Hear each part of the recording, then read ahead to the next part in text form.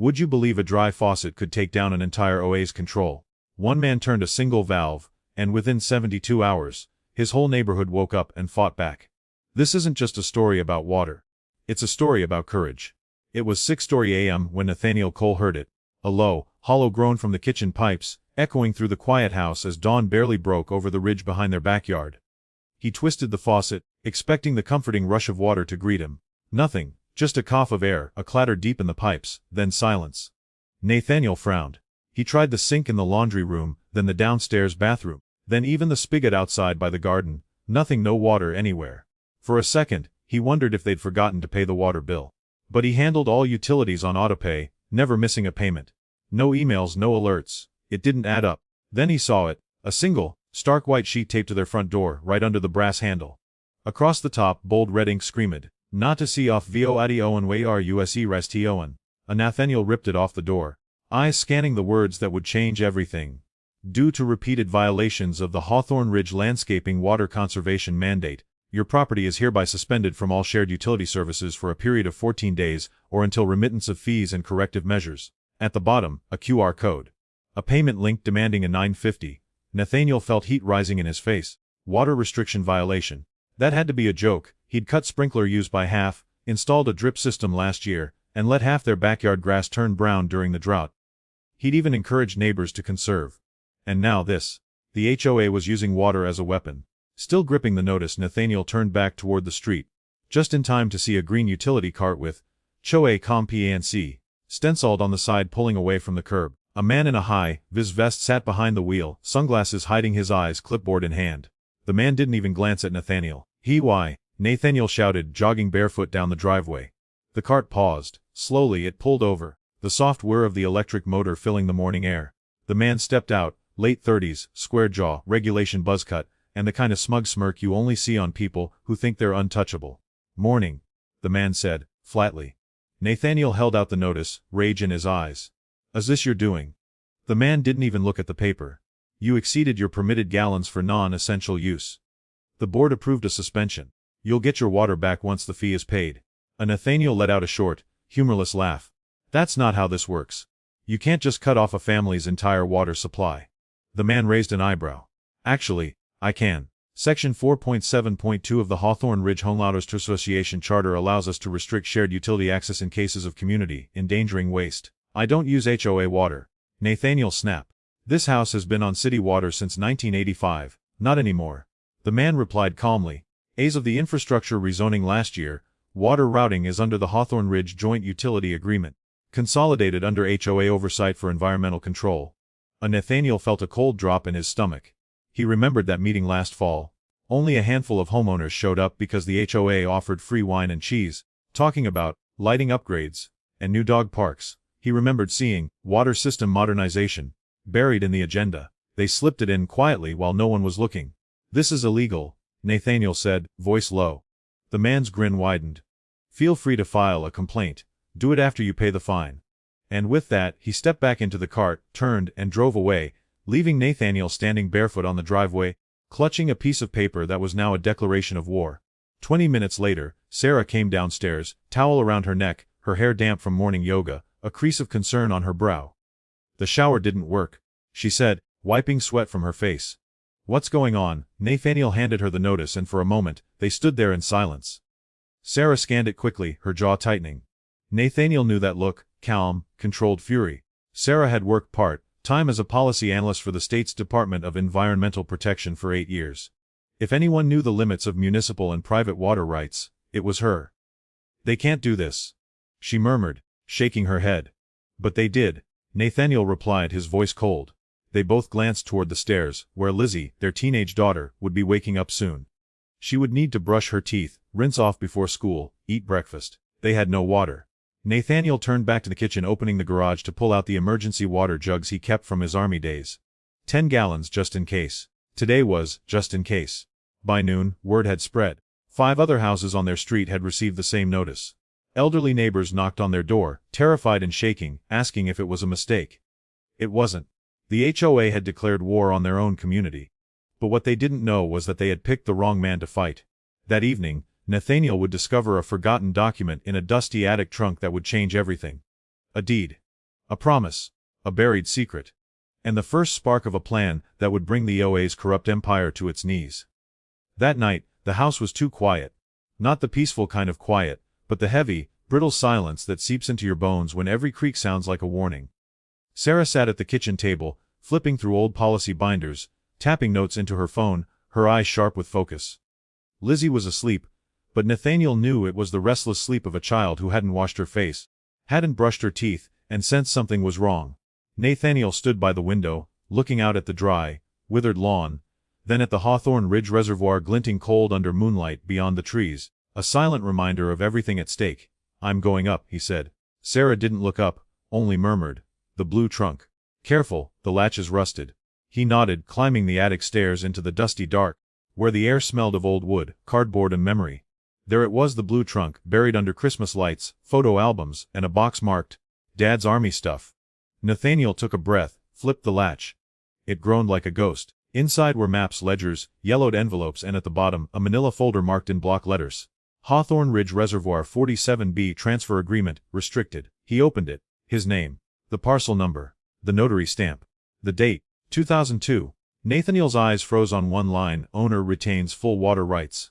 Suddenly, he was back in that moment years ago, when Hawthorne Ridge was just a friendly neighborhood, and the HOA president, an elderly widow, had come to him with a handwritten note and a homemade pie, asking permission to run pipes through his land to supply water to the community. Nathaniel had agreed, on one condition: that the water serve everyone. Fairly, without exploitation. No contracts, no lawyers, just a handshake, a promise. Sitting on the cold attic floor, papers trembling in his hands, Nathaniel realized they broke that promise. The next morning, Nathaniel took the folder to Gina Clean, the family's private attorney. Gina flipped through the papers, her pen tapping softly against the table. "This is airtight. And look here." She pointed to a small clause. "Water usage at owner's discretion. They don't lease it, don't own it, they're using it under your permission," Gina explained. "And you can revoke that at any time." Nathaniel's jaw tightened. "Even if the HOA is using it to supply water to the entire neighborhood?" Gina nodded, eyes cold and precise. "Especially if they're profiting off it with fines and enforcement fees." Nathaniel exhaled, the truth pressing down like steel in his chest. That evening, the HOA came to his door. A man in a green vest, tablet in hand, his expression smug and unshaken. "We're here for a secondary inspection," he said flatly. "Your wife's potted succulents violate Article 311 for excessive hardscape coverage." Nathaniel raised an eyebrow. "Succulents? Really? We don't make the rules. We enforce them." Nathaniel pulled out the folder, holding it up. "Good. Because the rules just changed." The HO representative glanced at it, uninterested. "We don't have time for jokes." Nathaniel's voice was low, clear. "This is no joke. That reservoir you're pulling water from, I own it. I have full legal control over its use and flow. Unless you reverse the fines, restore water to the residents, and issue a public apology, I will shut it down in 48 hours. For the first time, the man's face faltered. "You can't." "I can." Nathaniel interrupted. "And I will." The HOA man turned away, muttering something, and left without another word. That night, the phone rang. A block number. Nathaniel answered. "Mr. Cole." A flat voice said, "We're aware of your intent to revoke water access. We strongly advise against it. Retaliation could have consequences." Nathaniel let out a dry laugh. "Consequences? Maybe take a look in the mirror." There was silence, then the line went dead. The next morning, Nathaniel and Sarah sat at the dining table. Sarah's hands were steady as she helped him draft the notice: a formal termination of water access, effective immediately, legally binding, clear. They notarized it, mailed it certified, and emailed a copy to the HOA board. Nathaniel stood by the window, looking out at the reservoir, feeling the weight of what was coming. 48 hours. 48 hours before Hawthorne Ridge would feel what it meant to break trust. 48 hours before the valve would turn and silence would roar louder than any HOA threat. When I shut off that valve, the quiet didn't just stop the water. It stopped the silence that had allowed fear to rule our community. They didn't know it yet, but this wasn't about water anymore. It was about dignity, justice, and a promise broken. And the man who would stand up to take it back. 48 hours. That wasn't just the deadline Nathaniel gave the HOA. It was the clock ticking on who they would choose to be. The next morning, Hawthorne Ridge was eerily quiet. No showers running. No sprinklers clicking on at dawn. Just the wind moving through yards already turning brown under the summer sun. Sarah stood at the kitchen counter, carefully measuring out water from a ration jug to make oatmeal for Lizzie. Lizzie sat on a stool, legs swinging, asking softly, "Mom, why isn't the water working?" Sarah froze for half a second before kneeling down to meet her daughter's eyes. Because some people forgot how precious water is, honey. Lizzie tilted her head, then smiled and went back to coloring butterflies, humming, "Daddy will fix it. Daddy would fix it." Nathaniel stood in front of the mirror, slipping on an old, faded shirt, looking into his own eyes, steadying his breath. "Don't waver. Now is the time." He stepped outside, scanning the street where neighbors were cautiously stepping out, checking their mail, staring at lawns turning yellow. Victor Alvarez, cane in hand, slowly made his way down his driveway, shoulders slumped. Nathaniel walked over and placed a firm hand on his neighbor's shoulder. "You all right, Mr. Alvarez?" The old man looked up, eyes glassy. "I've lived here 41 years, Nathaniel. I never thought I'd see the day they'd use water as a weapon." Nathaniel nodded slowly. "It ends now." For 36 hours left that afternoon, a team from HOA in crisp green uniforms marched the neighborhood, clipboards in hand. They knocked on doors, handing out citations for unsanitary conditions. Because birdbaths were empty, property neglect. Because lawns were brown, community disruption. Because residents were using water jugs outside. Jenna Miller, a young mother of 2, came running to Nathaniel's door, tears streaming down her face, clutching a citation. "They're fining me $200 because my front yard is dry, Nathaniel." Nathaniel took the paper calmly, examining it. "They have no right." She sobbed. "I just want to take care of my kids in peace. I'm so tired of being afraid of them." He placed a reassuring hand on her shoulder. "You're not alone anymore." 24 hours Lethornridge began to swirl in Hawthorne Ridge. The water didn't go off by accident. Someone's holding the valve. This is a fight for control. In the HOA Facebook group, posts exploded. "They're abusing their power. We're being bullied on our own property. Whoever has the valve, tell us the truth." Nathaniel quietly posted, "It's me. Nathaniel Cole. I am holding the valve not to punish you, but to protect you. Because it's time we stop letting fear control us." The post went viral within the neighborhood, shared over 200 times in a few hours. Some were angry. Some were scared. Some were confused. But most importantly, people were waking up.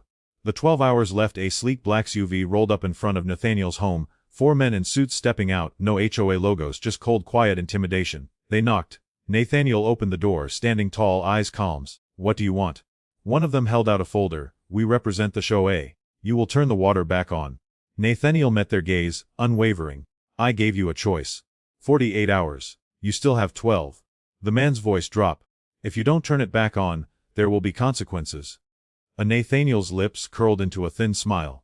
"The only consequence is you finally being held accountable." They stared for a moment, silence heavy in the air, before turning and leaving without another word. Sarah stepped up behind Nathaniel, her voice soft but fierce. "Are you okay?"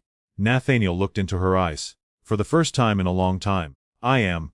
The 3 hours left, night fell over Hawthorne Ridge, darker than usual. No sounds of sprinklers. No whispers of water through pipes. Only the rustle of dry leaves and the creak of HOA signs in the breeze. Nathaniel stepped out the back door, flashlight in one hand, wrench in the other, the weight of what he was about to do pressing on him. Sarah came up behind him, grasping his hand. "You don't have to do this alone." Lizzie appeared at the door, clutching her stuffed bunny, eyes wide. "Daddy, are you a hero?" Nathaniel knelt, hugging his daughter tightly. "I'm doing this so you'll never have to be afraid of them, sweetheart." 1 hour left. Nathaniel stood before the small, weathered green shed by the reservoir, the moonlight glinting off the padlock. He took a deep breath, laid a hand on the iron valve, and whispered, "You used my water to control them. No more." With one firm motion, he turned the valve. A long, low hiss echoed, and the water stopped. Completely and finally. He stood there, hand still on the valve, watching the moon reflected in the still water of the reservoir. This ends now. When the water stopped, the HOA thought they'd scare the neighborhood back into submission. But instead, something else happened. The people of Hawthorne Ridge woke up. And when a community wakes up, no HOA, no intimidation, and no threats can stop them. That morning, Hawthorne Ridge woke up to dry faucets. And woke up to the truth. The HOA thought they would get fear, submission, and quiet desperation in return. But they got something else. Evelyn Camden, 82 years old, who usually sat quietly on her porch crocheting, stepped outside holding a hand-painted sign that read, "Water is a right, not a weapon." She planted it firmly on her front lawn, lifted her head, and for the first time in years, smiled with quiet determination. In the neighborhood chat group, messages started flooding in. "We can't stay silent anymore. What are they hiding? If Nathaniel truly owns the reservoir, why have we been paying fees all these years?" Photos of penalty letters, strange fees, and vague notices filled the chat. Neighbors who had never spoken to each other began sharing stories. They fined me for a cracked sidewalk. They threatened me over a flower pot. They said they'd report me if I complained. At 8:30 a.m., the HOA's golf cart patrol rolled down Maple Bend, clipboards in hand, ready to enforce fear once more. But this time, the neighbors didn't hide. Mrs. Davis stood in her bathrobe, coffee cup in hand, watching Mr. Alvarez crossed his arms over his cane unblinking. Jenna Miller held her baby in one arm, her phone recording in the other. The compliance crew froze, glanced at each other, and quietly turned the cart around. At 10 a.m., Nathaniel's doorbell rang. A young man, trembling, hood pulled over his head, stood holding a brown envelope. "I work for the HOA's compliance program. I can't keep doing this," he stammered. He shoved the envelope into Nathaniel's hands. "They're lying to everyone. I can't keep hiding it." Inside were printed emails between the HOA board and contractors' plans to install surveillance cameras without homeowner permission. Discussions about raising seasonal fees to cover internal spending. A note from the OA: water systems are leverage. Use them. Sarah read over Nathaniel's shoulder, her eyes cold. "They turned your kindness into a weapon for extortion." By noon, an anonymous resident posted a poll in the chat: "Emergency. Should we hold a community meeting to demand answers from the HOA?" In 2 hours, 173 votes. An overwhelming yes. The HOA tried to shut it down with a post: "This meeting is unauthorized. Only HOA meetings are valid." Jana Miller replied publicly: "You don't have the right to silence us." The meeting was set for 7 p.m. on the basketball court behind the community center. The news spread across the neighborhood. At 7 p.m., over 200 residents gathered. Chairs packed together, voices quiet but eyes fierce. Nathaniel stepped forward, carrying his blue duffel bag, the reservoir deed, the handwritten agreement with Harold given, the county letter confirming Nathaniel's water rights, the whistleblower's emails. Mr. Victor Alvarez, leaning on his cane, spoke first. "I've lived here 41 years. Never thought we'd have to fight for water." The crowd fell silent as the sun set, golden light spilling across the court. Nathaniel opened the bag. "My name is Nathaniel Cole. 15 years ago I moved here because I believed in this community. I believed in all of you. That trust has been betrayed." He held up the deed. "This reservoir sits on my land. I let you use it because it was the neighborly thing to do." He held up the county letter. "The HOA has no legal or moral right to control this water." He raised the stack of emails. "They used this water to control you, to fine you, to threaten you. They turned what should have been shared into a tool of manipulation." The crowd held its breath. "I didn't cut off the water to punish you. I did it to protect you. Because you deserve to know the truth." Jenna Miller stood, holding her baby. "They fined me because my child drew chalk on the sidewalk." The Mrs. Camden raised her hand. "They threatened eviction because I hung a bird feeder." Mr. Thomas Cooper stepped forward. "They fined me because I refused to donate to their patrol." Voices rose across the court. "Fake fines. Secret surveillance. Retaliation." Someone shouted, "What do we do now?" Nathaniel looked around. "We take back what belongs to us." Applause thundered across the court. A vote was held, hands rising, voices shouting, "Dissolve the current HOA board." The motion passed nearly unanimous. By 9 p.m., 3 HOA board members resigned on the spot. The rest left under the sharp, angry eyes of neighbors demanding accountability. Victor Alvarez walked up to Nathaniel. "You started something, son." Nathaniel shook his hand. "No, we all did." Sarah, exhausted but with a light in her eyes, hugged Nathaniel and whispered, "You did it." Nathaniel looked at her, then at Lizzie playing with other kids under the string lights. "No. We did." Hawthorne Ridge would never be the same again. It had finally woken up. The morning after the meeting, no one in Hawthorne Ridge woke up feeling the same. They stepped out onto their porches and sidewalks, no longer lowering their heads when the HOA patrol cart rolled by. Instead, they looked directly at the people who once handed them petty fines, who once wielded fear disguised as rules. That day, a flyer appeared on every doorstep, tucked under mailbox flags. "Next community meeting will be held Saturday. Every resident has a right to speak. No OA interference." Nathaniel and Sarah spent that day listening to neighbors. Mr. and Mrs. Davis shared how they were fined for improper door paint color. The Miller family described the night the HOA installed a camera facing their porch without permission, followed by a letter threatening them if they protested. Sarah listened, pen scratching notes, her eyes filled not just with anger but with quiet, cold determination. Nathaniel watched her and saw the same woman who had stood strong during their hardest days, when Lizzie lay in an incubator, breathing tiny, fragile breaths. "Are you ready?" Nathaniel asked as Sarah paused, closing her notebook. "I've been ready for a long time," she replied. That afternoon, volunteers began to organize. They carried clean water from stored reserves to the elderly who couldn't leave their homes. Lizzie joined too, pushing a small wagon to Mrs. Camden's porch, knocking gently and beaming when the elderly woman opened the door, eyes brimming with tears. "She's just like you," Nathaniel said softly, watching from the sidewalk. Sarah nodded. "She's like you too." Meanwhile, the HOA posted scattered announcements on the community chat, claiming water disruptions were due to technical issues, and urging residents to remain patient. But no one believed it anymore. They had seen the documents, heard the truth. This was no longer Nathaniel's fight alone. It was theirs.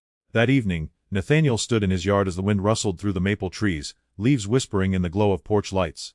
Mr. Victor Alvarez, leaning heavily on his cane, walked up. "You know this won't end here, right?"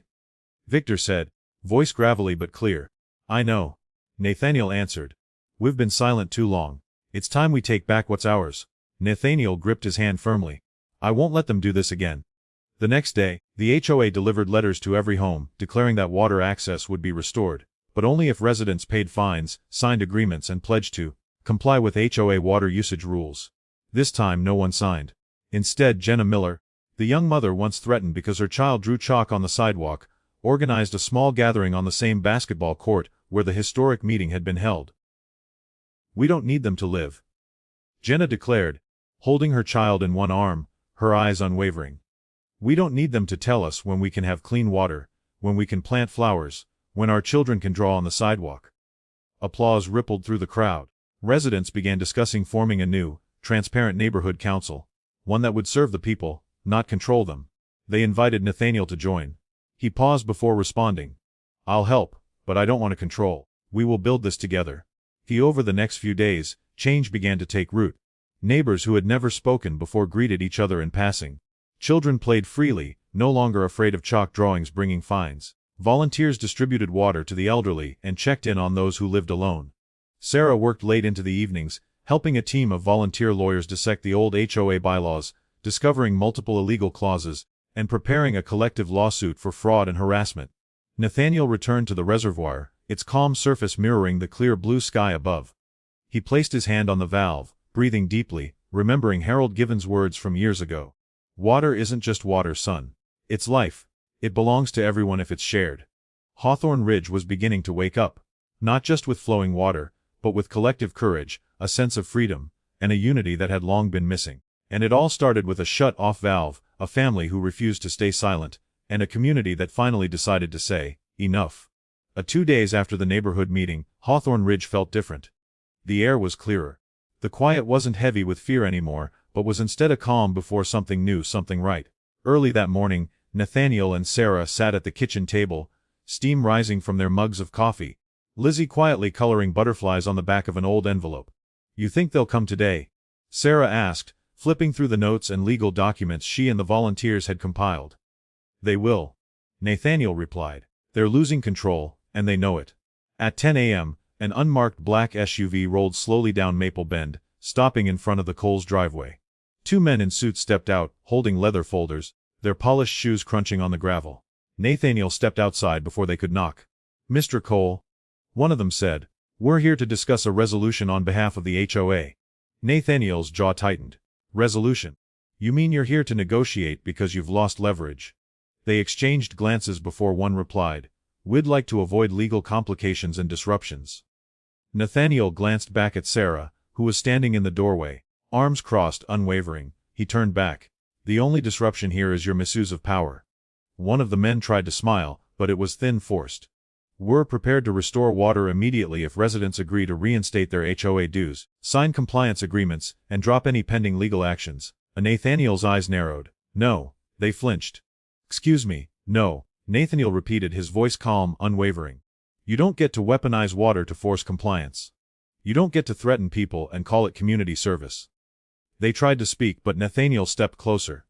"You have 24 hours to withdraw every illegal fine, shut down your private patrols, and resign the current HOA leadership. If you don't, the lawsuit moves forward and the water stays off." They tried one last threat. "You'll destroy this community." Nathaniel didn't blink. "No, you did that. We're fixing it." They turned silent and left, the SUV disappearing down the road. Sarah stepped forward, placing a hand on Nathaniel's arm. "You did the right thing." "I know," Nathaniel said quietly, but he felt the weight of it all pressing on his shoulders. Later that afternoon, residents began gathering outside, carrying folding chairs and bottles of water. They weren't there to protest. They were there to stand together. Mrs. Camden brought out her knitting and sat under the oak tree in her front yard, waving at children riding their bikes, reminding them to be careful. Mr. Alvarez leaned against his cane, speaking quietly with neighbors about the days when trust mattered more than control. Jenna Miller and a few other parents set up a small table, distributing water and sandwiches to anyone who needed them. No one hid inside anymore. As dusk settled, Nathaniel walked the perimeter of his property, stopping at the edge where the reservoir's intake valve sat, hidden under the branches of an old cedar.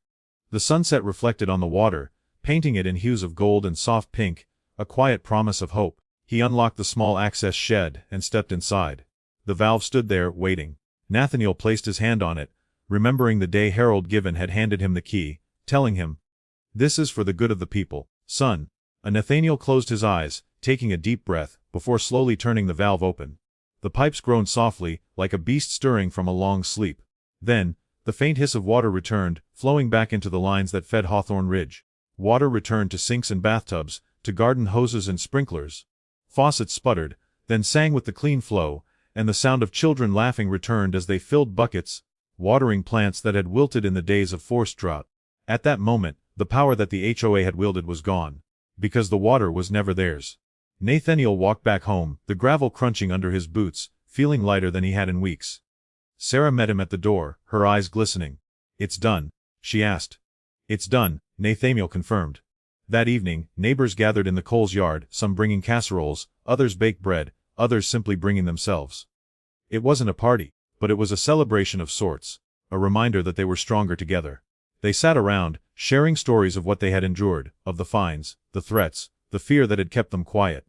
And one by one, they made a promise, to never let it happen again. As the stars blinked to life overhead, Lizzie fell asleep in Sarah's lap, clutching the butterfly drawing she had made. Nathaniel looked around at the faces illuminated by lanterns and the glow from the kitchen, people who were no longer afraid, people who had found their voices. "This is how we take back our home," Nathaniel said softly to Sarah. Sarah nodded, whispering, "And this time, no one will take it from us." In that moment Hawthorne Ridge was no longer just a neighborhood. It was a community, awake, united, and alive. The next morning, Hawthorne Ridge did not wake up as the same fearful neighborhood. The people who had once cowered under HOA threats were now knocking on each other's doors, sharing water, sharing stories. A new message appeared in the neighborhood group chat. "What do we do today?" No one waited for orders, they acted. Mr. Alvarez, with his weathered cane, led a group of older residents down each street, documenting every unauthorized surveillance camera the HOA had installed, making a list to demand removal. Jenna Miller and a few other mothers set up a small information stand by the park, handing out flyers about residents' rights, how to file complaints, and how to identify illegal fees. Evelyn Camden, 82 years old, went door to door with a simple paper in her hand. "Have you been fined? Tell your story." And people began to talk. "They fined me because my grass was 2 inches too high. They threatened to lock my gate.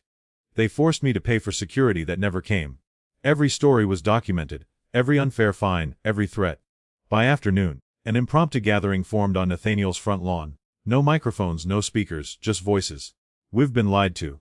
They used water to control us. We've stayed silent too long." Nathaniel stepped forward. Holding the file folder and Harold Given's old notebook, he kept to remind himself why this fight mattered. "I am not a hero," Nathaniel said, his voice steady and warm. "I'm just a neighbor, like all of you. But I will not watch them use what isn't theirs to force us to bow our heads." He held up the documents. "This is the reservoir ownership deed. This is evidence of the HOA's overreach. And this is the moment we say enough." Mrs. Camden raised her hand. "So what do we do now?" Nathaniel looked around at the faces, waiting for an answer. "We form a temporary residence committee. Made of people who actually live here, not those using fake rules to manipulate us. We will file a lawsuit against the HOA to reclaim every illegal fee. We will take back the reservoir and manage the water transparently, openly. And most importantly, we will take back this community." The clapping was not polite applause.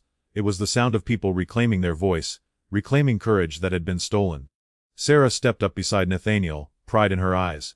She reached out, took his hand, and together they looked at the neighbors gathered, hope in every gaze.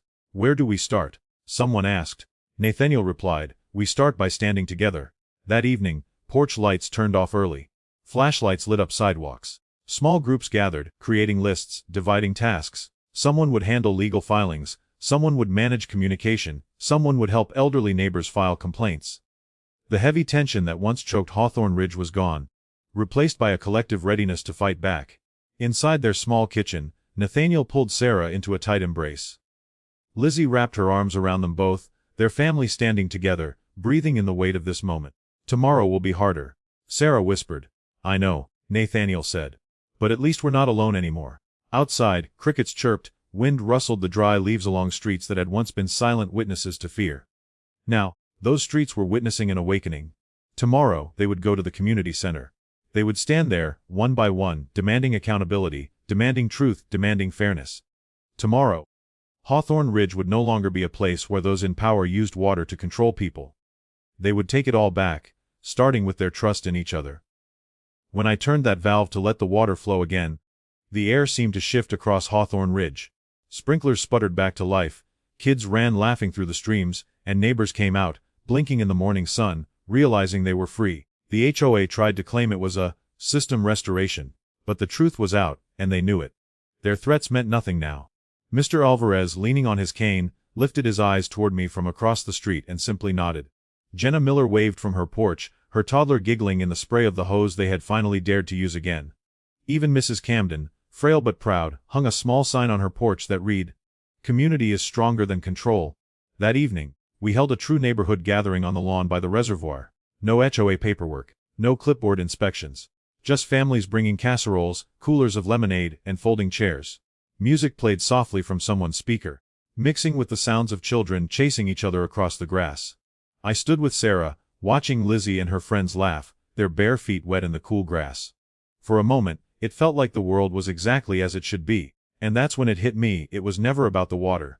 It was about reminding ourselves that the community belongs to us, not to fear, not to fines, not to someone hiding behind a title. People came up, shaking my hand, some with tears in their eyes, thanking me for saving the neighborhood. But I told them, no, we saved it together. Sarah leaned into me and whispered, "This is the future Lizzie deserves." Because the truth is, the reservoir was never the real power. It was simply a mirror, showing us who we became when we let fear decide for us. And who we could become when we stood together. That night, under strings of borrowed lights and a sky full of stars, we made a promise to each other. Never again would we let silence steal what is ours. Never again would we trade our voices for convenience. And never again would we let control slip quietly into our lives, while we were too busy to notice. As I turned off the last porch light and stood in the doorway, I looked back at the reservoir, its waters still and quiet, reflecting the moonlight. It would never be used as a weapon again. It would remain what it was meant to be, a source of life.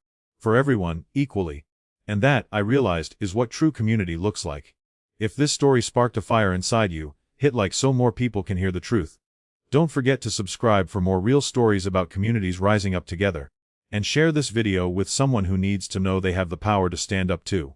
Comment, "AMOAQP," if you believe that courage is contagious, and communities can't be controlled forever.